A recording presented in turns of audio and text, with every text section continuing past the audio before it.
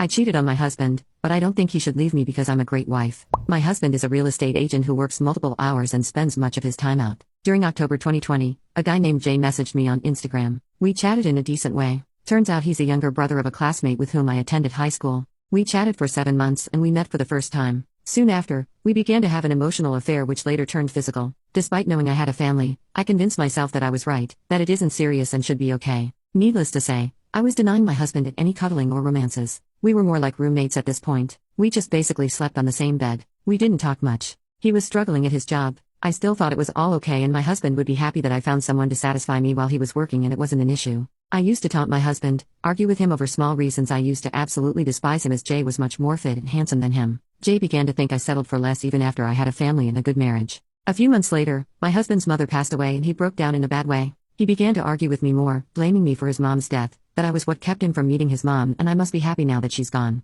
Me and his mom never got along in fairness. While he was going through his mother's passing, I didn't support him emotionally. I shouted at him. I didn't realize the impact it had on our daughter. I told him in August I wanted a divorce. That further broke him down. I rented out a small apartment and moved out, taking my daughter with me. I told her I didn't want her near her father as he was having a mental breakdown and becoming emotionally abusive. Jay sometimes used to visit us. I introduced her to my daughter. They became friends due to similar gaming mentality. Things took the worst turn possible. A month later, Jay tried to make a move on my daughter and turned out to be a pedo. She barely got out and called her father. I was working in the office then. She tried to reach out but couldn't due to my phone being on silent mode. When I saw her calls,